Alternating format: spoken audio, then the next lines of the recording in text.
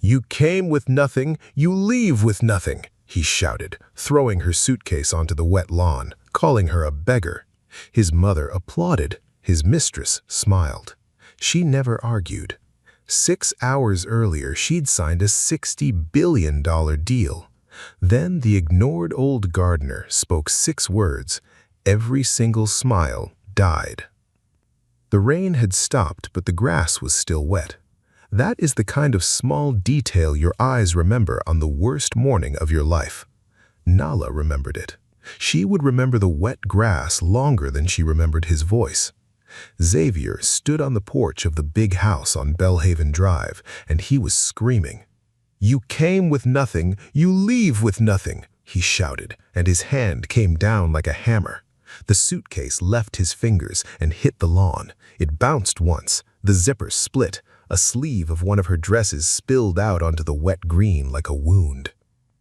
"You leave with nothing. You hear me? Nothing." Neighbors were coming out now. Doors opening up and down the street. A woman across the road held her coffee halfway to her mouth and forgot to drink it. 2 men by a parked truck stopped talking. Everybody looked. That was the point. Xavier wanted them to look. "Beggar," he said. He said it slow so it would land. "That's all you ever were. A beggar I felt sorry for." Now, let me ask you something. Have you ever watched a person get torn apart in public, and the worst part wasn't the words, it was how many people were smiling while it happened? Because they were smiling. On the porch behind Xavier was his mother, Loretta, 61 years old, pearls at her throat, chin lifted like she was watching a parade. And when the suitcase hit the grass, Loretta brought her hands together and clapped. Soft, slow claps, the way you clap for a child who finally learned a lesson. "Took you long enough, son. Took you 3 years too long." And there was one more. Standing just inside the doorway, in a red coat that cost more than most people on that street made in a month, was a woman named Simone. Younger, sharp-eyed. She had her phone lifted, and a little red dot on the screen was glowing. She was recording it. And she was smiling too, the kind of smile a person wears when they think they have already won. 3 of them, the husband, the mother, the outsider. 3 smiles pointed at one woman like knives. And what did Nala do? She bent down, slowly, in the wet grass, in front of the whole street. She picked up the dress that had spilled from the suitcase. She folded it, neat, careful, like she had all the time in the world. Then she laid it back inside and pressed the broken zipper shut with 2 fingers. She did not shout. She did not cry. She did not beg. A little boy across the street tugged his mother's sleeve. "Mama, why is that man yelling?" And the mother pulled him back inside and shut the door, because some things you don't let a child watch. But she watched. Through the window she watched. Everybody did. Xavier saw them watching, and it fed him. That is the thing about a cruel man performing for a crowd. Every pair of eyes is fuel. He kicked the suitcase again, harder, and it rolled and stopped against the curb. "You hear me talking to you? After everything this family did for you, we took you in, we put a roof over your head, and you repay us by embarrassing my mother in her own home?"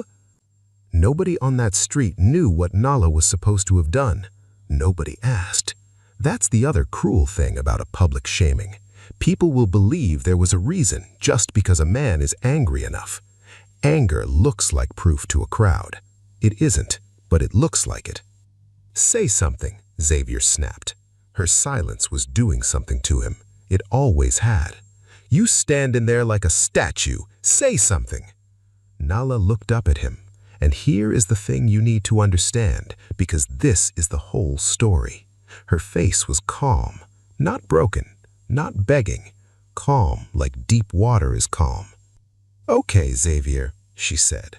2 words, soft. That was all. Watch closely, because this is where it begins. A quiet woman is not empty, remember that. The world forgets it every single time, and every single time the world pays for forgetting it. Loretta laughed on the porch. "You see that?" she said to Simone. "Not 1 ounce of fight in her. My son carried this girl for years, fed her, housed her, and she can't even argue for herself." She shook her head like she was disappointed there wasn't more of a show. But why? That is the question you should be asking. Why didn't Nala fight? A woman getting thrown out of her own home, called a beggar in front of 40 neighbors. Why does she just fold a dress and say okay? Hold on to that question. It matters more than anything Xavier is shouting. And there was something else on that lawn, something nobody was looking at. Off to the side of the property, by the row of white rose bushes he tended every single morning, stood the gardener, an old man, Amos. He had worked that yard for 2 years, and in 2 years, Xavier had maybe said 10 words to him. To Xavier and Loretta and Simone, Amos was furniture. He was part of the lawn. You don't talk to the lawn. Amos had been trimming the roses when the shouting started. He had gone still. And now he was watching, but not the way the neighbors were watching. The neighbors watched Xavier. Amos watched Nala. His old eyes never left her, and on his weathered face was something that did not fit the scene at all. It looked like sorrow, but underneath the sorrow, it looked almost like waiting. Why would the gardener be watching the beggar and not the rich man doing the shouting? Xavier grabbed the suitcase again and dragged it further down the lawn toward the street, the wheels catching in the soft ground. "Get off my property," he said. "Go back to whatever gutter I pulled you out of." Xavier, a new voice, quiet, cracked with age. Everybody turned. Amos had set down his shears. He wiped his hands slowly on the cloth at his belt. And then the old man who nobody ever talked to, the man who was part of the lawn, took 1 step forward and looked Xavier dead in the eye. "You should stop right now before you can take it back." Xavier blinked. For a second, he was too surprised to be angry. Then the anger came. "Excuse me, you work for me, old man. You cut the grass. You don't speak in this house unless somebody speaks to you." Amos didn't move, didn't flinch. He just looked at Xavier with those steady old eyes, and when he spoke again, he spoke 6 words, only 6, slow and clear so every person on that street could hear them. "That woman owns everything you have." Silence. And what happened next, no one on Bellhaven Drive saw coming. But to understand those 6 words, you have to leave this lawn. You have to go back, way back, long before the big house, before Xavier, before the pearls and the red coat and the wet grass. You have to meet a little girl. Her grandmother raised her in a small house at the edge of a small town. The kind of town where everybody knew your name and your business and how much your daddy drank. Nala's mother was gone early. Her father was a roomer, so it was just the 2 of them, an old woman with strong hands and a little girl with quiet eyes. They didn't have money, let me not dress it up. There were winters they heated 1 room and slept in it together. There were meals that were really just biscuits and pride. But the grandmother, whose name was Eula, had something better than money. She had a way of seeing. "Baby," Eula used to say, brushing Nala's hair by the window, "you see that bird out there?" And she would point at the little brown sparrow hopping in the dirt while the fancy red cardinals and blue jays showed off in the trees. "Everybody watches the pretty loud ones. Nobody watches the sparrow. But you know what? The sparrow's the one that survives the winter. The sparrow flies highest when the storm comes, 'cause nobody's expecting nothing from her." Nala never forgot that. One day, when Nala was 9, Eula came home from cleaning houses across town, and she was carrying something in her fist. She opened her hand. In her palm sat a little bird carved out of dark wood, a sparrow. Rough, handmade, the wings barely more than lines. A man Eula cleaned for had thrown it in the trash. Eula pulled it out. "For you," Eula said, and she pressed it into Nala's small hand. "So you remember, the sparrow the world throws away is still a bird. She can still fly, higher than all of them. You hear me, baby? Higher than all of them." Nala closed her fingers around it, and she carried that little wooden sparrow for the rest of her life. Now here is what the world never understood about Nala. Everybody who met her as a grown woman thought she was soft because she was quiet. But quiet was not soft. Quiet was the sparrow. Quiet was a girl who learned young that you do not announce what you are building, because the loud ones will try to take it, and the jealous ones will try to break it. You build in silence. You fly when nobody is watching. A quiet woman is not an empty one. Her grandmother taught her that with a piece of thrown-away wood, and Nala believed it down to her bones. Eula died when Nala was 19, and in that little house, alone, with the wooden sparrow on the windowsill, Nala made herself a promise. She was not going to be poor.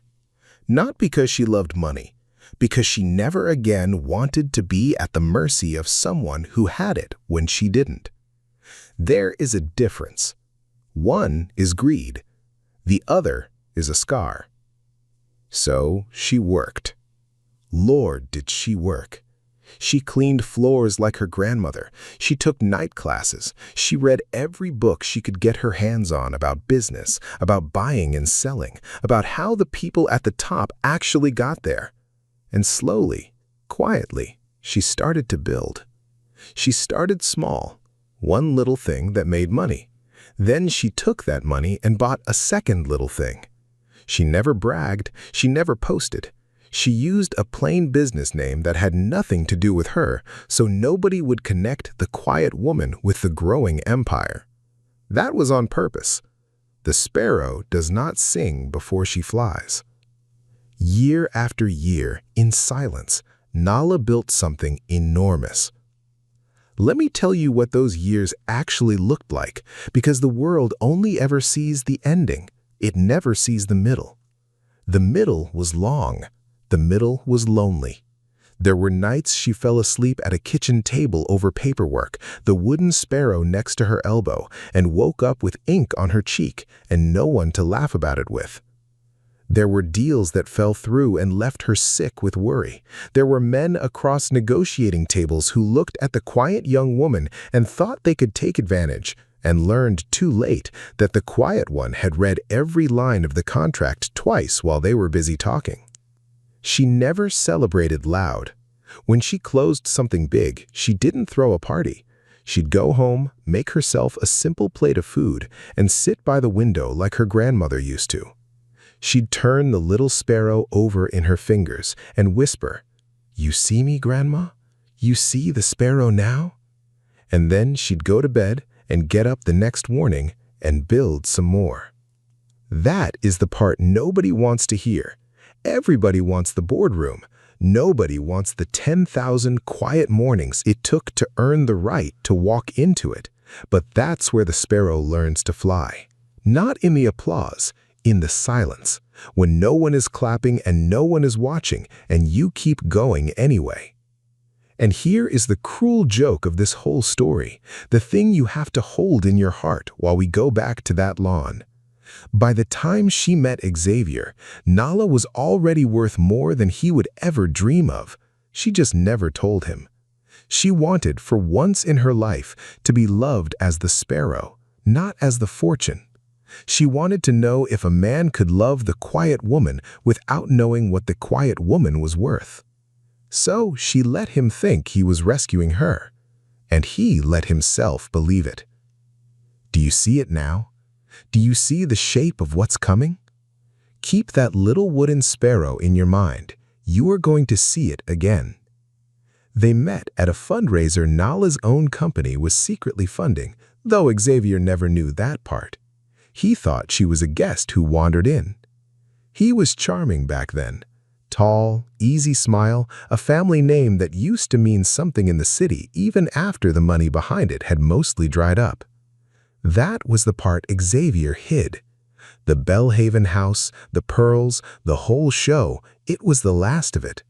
The family firm his father built was sinking, debt underneath it like water under thin ice. Xavier spent his life terrified that someone would find out the great family was almost broke. That fear is important. Hold it, because fear is what turns a charming man cruel. When Xavier married Nala, he told everyone he had married a poor girl with a pretty face and a good heart.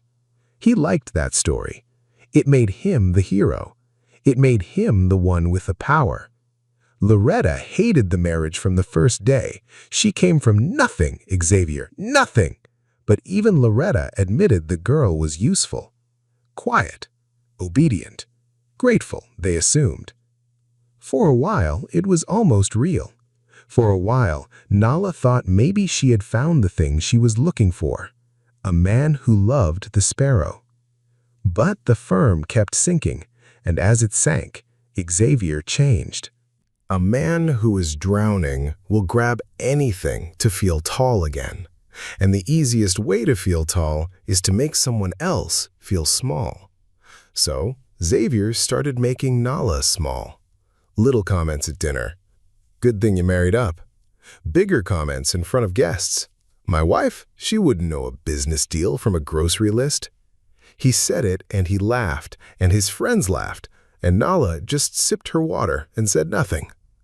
Watch what silence costs. Because everyone at that table thought her silence meant she agreed. Loretta poured gasoline on it every visit. You let her sit there in your father's house like she's somebody. She's dragging this family down. People are starting to talk. Loretta had one God, and its name was the family reputation. In her mind, the debt was a secret sickness, and Nala was the ugly symptom everyone could see. And then came Simone. Simone worked for a rival firm, one that was circling Xavier's dying company like a buzzard waiting to pick the bones. She was smart. She knew Xavier's firm was worth almost nothing now, but she also knew a desperate, proud man is easy to steer. So she got close. She laughed at his jokes. She touched his arm. She told him the thing he most wanted to hear, that a man like him deserved a real woman, a sharp woman, not the dead weight he'd charity married. "She's holding you back," Simone whispered to him one night. "Everybody sees it but you." Was it love? No. Look at Simone's real motive. She wanted a way inside Xavier's company before her own firm swallowed it, so she'd have leverage, a piece of the pieces. She was using him for scraps. But Xavier, drowning, terrified, hungry to feel like a king again, Xavier heard love. He heard rescue. And you have to understand how careful Simone was. She never told him to hate his wife. That would have been too obvious. Instead, she planted small seeds and let his own fear grow them. "I would never let a man like you feel unappreciated," she'd say. And then she'd go quiet and let Xavier finish the thought himself. She let him think every cruel idea was his own. That is how the best manipulators work. They don't hand you the knife, they just make sure it's lying where your hand will find it. Loretta helped without even meaning to be on Simone's side. The two women never coordinated. They didn't have to.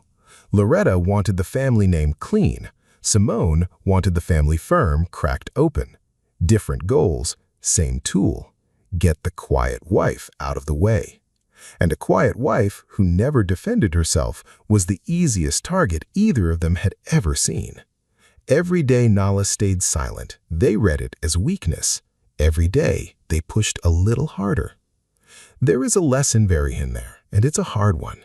Sometimes the good people around you get punished for their patience.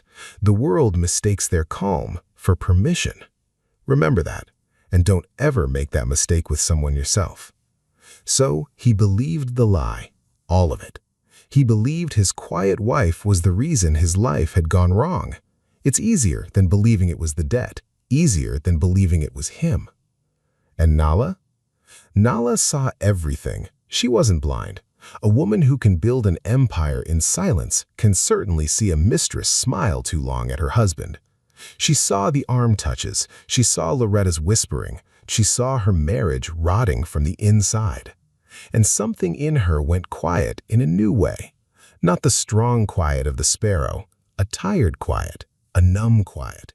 She stopped correcting them. She stopped explaining. Why explain to people who have already decided who you are? At night, she sat alone and held the little wooden sparrow in her hand, running her thumb over the rough wings, and for the first time in years, she felt like that 9-year-old girl again, cold, in a house that didn't feel like home. You might think, watching her go still like that they had finally broken her. That's what they thought too.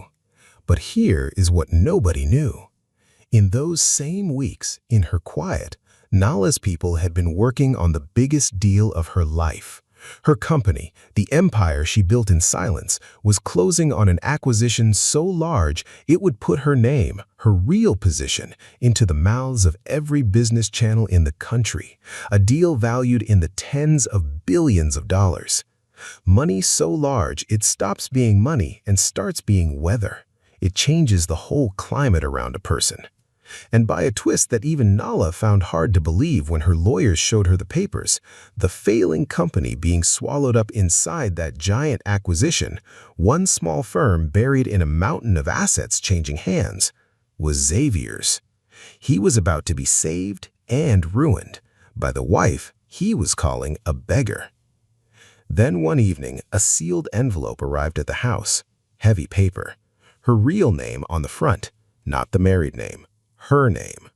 Nala opened it alone in the kitchen. She read it once. She read it twice. And for the first time in a long time, the numbness cracked, and she smiled to herself. Small, private. The sparrow, feeling the wind change. What was in that envelope? And why did a woman who'd been crying for weeks suddenly stop? 2 days later, Xavier threw her suitcase onto the wet lawn. He had no idea what he had just done. He thought he was ending things on his terms. He thought he was the one with the power. But what happened next, no one saw coming. 3 days after the lawn, the tallest building downtown, top floor, a long glass boardroom with the whole gray city spread out below it, and a wall of cameras set up along one side because the business world had been waiting weeks for this signing, the largest acquisition the region had ever seen. Reporters, executives in dark suits, the soft, expensive hum of important people waiting for money to change hands. Xavier was there. He walked in like he owned the sky. Because in his mind, this was his rescue. His firm's lawyers had told him a giant parent company was absorbing his debt as part of a massive deal, and that a representative of the buyer wanted him present for the signing. Xavier heard one word: saved. He had put on his best suit. He had brought Loretta in fresh pearls, and he had brought Simone on his arm in that same red coat, because a man who is about to be a king wants his new queen to see the crown. "Watch," he whispered to Simone as they took their seats near the front. "Watch. After today, they'll remember the name. My father's name. I'm bringing it back." Simone smiled and squeezed his arm. Behind her smile, she was already thinking about how much of him she could claim once the papers were signed. Everyone in that room wanted something. Only one person was about to get it. Loretta sat with her chin up, sure that finally the family was climbing back to where it belonged. The lawyers shuffled their papers. A man at the front cleared his throat and said, "We're just waiting for the principal owner of the acquiring group. She's arriving now." She. The double doors at the end of the boardroom opened, and Nala walked in. But not the Nala from the lawn. Understand that. The woman who came through those doors did not walk like a beggar. She wore a suit the color of deep charcoal, cut sharp, simple. powerful in the way that only real power ever is. No shouting, no shine, just certainty. Two lawyers walked half a step behind her. A senior banker held the door. The most important people in that room stood up when she entered. Stood up for her. Xavier's face did something complicated. First confusion, then a strange, sick smile, like maybe this was a trick. Maybe there were two women who looked alike. Then Nala's eyes found his across the room, calm as deep water, and the smile fell off his face like it had been slapped off. "Nala?" His voice came out small in that big room. "What are you doing here? This is a private—" "Sit down, Xavier," she said. Not cruel, not loud, just even. "This is my meeting."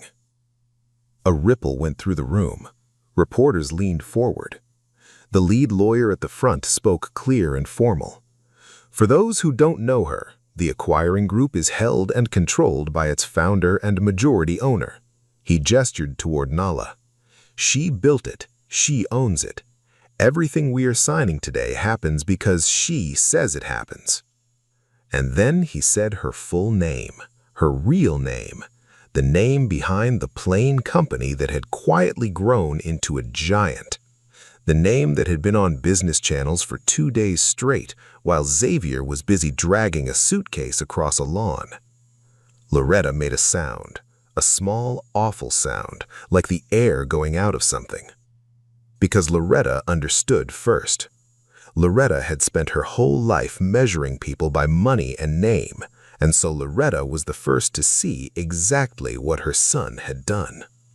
No, that's the beggar. That's the girl who—" "That's my wife," Xavier said, and for the first time the word wife did not sound like an insult in his mouth.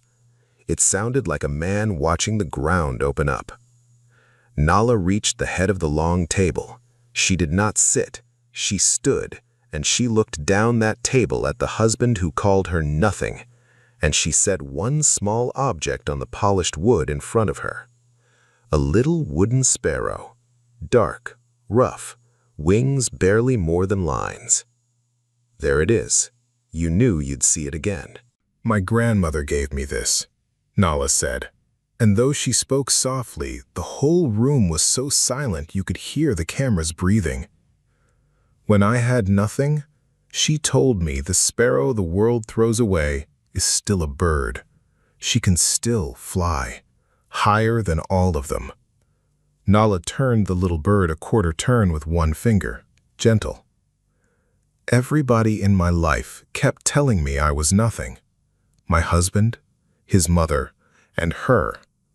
She did not even look at Simone, she simply tilted her head. The woman he thought he was trading up for. Y'all looked at a quiet woman and decided quiet meant empty. She lifted her eyes. A quiet woman is not an empty one. The third time she'd say those words in her life that mattered, and this time she said them to the people who needed most to learn it, in the moment they could least afford it. Then Nala looked at the lawyers and gave one small nod.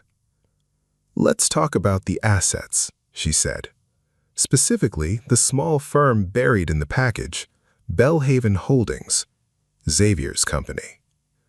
I want it noted, for the record, exactly what it's worth." The lawyer read the number. "And here is the last time in this whole story I will speak of money, so hear it well. The firm Xavier had spent his life protecting, the great family name he called Nala too poor to deserve, set beside what this quiet woman had built alone, it was a single coin dropped into an ocean. His entire world, his whole inheritance, everything he had used to make her feel small would not have covered the interest on what she earned while he slept. That was the truth laid bare on the table. The beggar had been carrying him the entire time. The room did not gasp, it went silent. That heavy, total silence that falls when everyone realizes at once that they had been standing in the presence of something they completely failed to see. Xavier stared at the sparrow on the table, at his wife standing tall above it, and the man who had shouted, "You leave with nothing," finally understood who in that marriage had ever truly had anything at all. "Nala," he said, and his voice broke.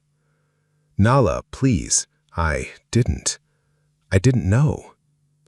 She looked at him for a long moment, and what was on her face was not hate. That's what made it devastating. It was something worse. It was calm. "I know you didn't. That was always the problem." She picked up the pen.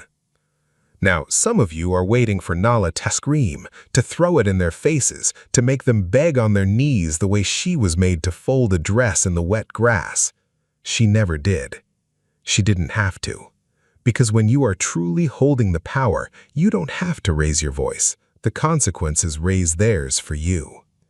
She signed the deal, her name clean and steady on the line that decided everything. And the moment the ink dried, the terms of that giant transaction did to Xavier's world exactly what gravity does to a man who steps off a roof.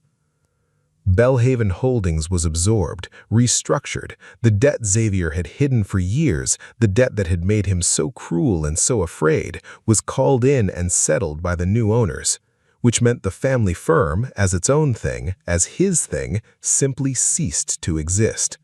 His name came off the door. The house on Belhaven Drive, mortgaged twice over to keep the show running, went with it. Everything he had thrown a woman out of, he was now being thrown out of himself.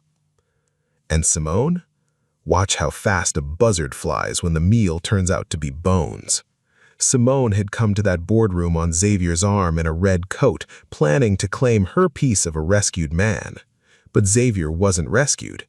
Xavier was ruined, and a ruined man had nothing Simone wanted. Before the meeting had even fully cleared, before Xavier had stopped staring at the table, Simone was gone. She slipped out of the room with her phone already at her ear, chasing the next arm to hold. She didn't even say goodbye. She had never been there for him. She had been there for the smell of money. And now the smell was gone, and so was she. Xavier turned to where she had been standing, and there was just an empty chair and a room full of people watching him realize it. And here is a small thing you might have missed, but I want you to see it. Weeks later, someone told Nala that Simone had tried to reach out to her, not to Xavier, to Nala, trying to smile her way into the winner's circle now that the winner was clear, trying to say she'd always admired her. Nala never answered. She didn't need to. People like Simone spend their whole lives chasing the warm chair, never once understanding that the warmth was never the chair, it was the person, and the person had walked away. And Loretta. Loretta, who had clapped on the porch. Loretta, who had spent a lifetime worshiping the family name and looking down her nose at the girl who came from nothing. Loretta had to walk out of that building and back into a city where everyone now knew the truth, that the great family had been broke for years, propped up in secret by the very woman she'd called a stain on it. The pearls didn't help. The lifted chin didn't help. The neighbors who had watched her clap on the porch had also seen the news. And people have long memories for the proud. The family that clapped when the suitcase hit the grass now had nowhere soft to land. Through all of it, Nala did not gloat. She gathered her papers. She thanked her team, each one by name. And when it was done, she picked up the little wooden sparrow off the boardroom table, closed it gently in her palm, and walked toward the doors. Xavier called after her one more time. "Where am I supposed to go?" he said. Not angry now, lost. "Nala, where do I go?" She paused at the door. She didn't turn all the way around. "You came with nothing," she said softly. "You'll figure the rest out." His own words, handed back to him without a drop of cruelty in them. That was the whole punishment. She simply let him hear himself. A quiet woman is not an empty one. He had heard it 3 times now. He would hear it in his sleep for years. And then Nala walked out with her head level and her steps unhurried, carrying a little carved bird and leaving behind a fortune's worth of people who thought she was worth nothing at all. Let me take you one last place. Not a boardroom, not a big house on Belhaven Drive. A small garden, months later, at the back of a modest home Nala kept for herself. Not the biggest thing her money could buy, just the one that felt most like the little house at the edge of that small town. There were white roses along the fence, and every morning an old man came to tend them. Amos. Because Amos had never really just been the gardener, had he? He was the man who raised his shears on that lawn and spoke 6 words when no one else would. He had been with Nala's estate for years, a quiet keeper of quiet things, one of the few people on this earth who knew exactly who the sparrow was the whole time. He'd taken the gardening post at Belhaven himself, watching over her from the edge of the roses, because a woman who builds in silence still needs one honest pair of eyes nearby. He had waited and watched, and on the worst morning of her life, he had stepped forward. "Do they ever apologize?" Amos asked her one morning, snipping a dead bloom. "The husband, the mother." "Xavier wrote a letter," Nala said. She was sitting on the step in the sun, the wooden sparrow in her open hand. Loretta didn't. "You read it?" "I did." She turned the sparrow over. "He said he finally understood. Said the day I walked into that boardroom, he saw me for the first time, really saw me, and he hated himself for needing to lose everything before his eyes opened." She was quiet a moment.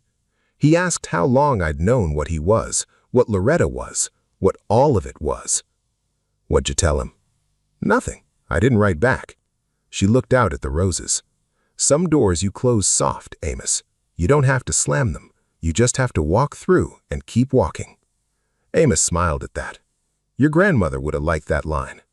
"She'd have said it first," Nala said, and for the first time in the whole story, she laughed, a real one, small and warm, the laugh of a woman who was finally, truly free. "I forgave him," she went on, softer. "Not for him, for me.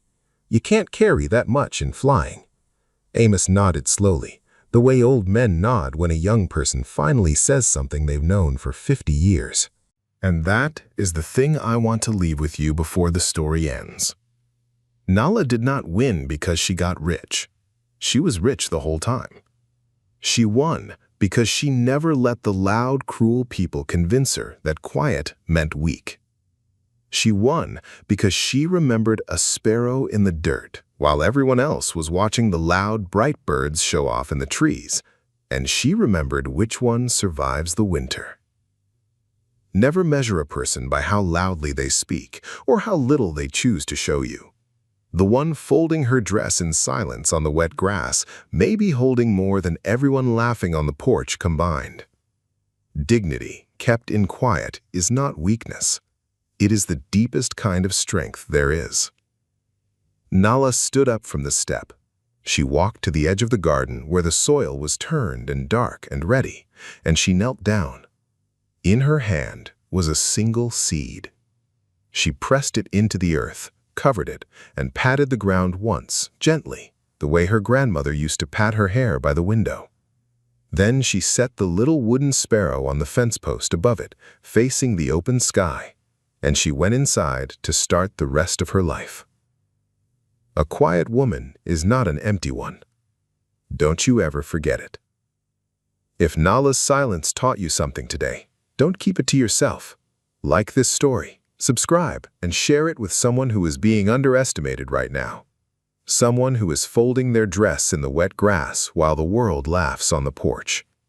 Tell them it's not over. And tell me down below, the moment the gardener stepped forward and spoke those 6 words, did you feel it? Did it give you chills? Because the quietest people in the room are never, ever the weakest. I'll see you in the next one.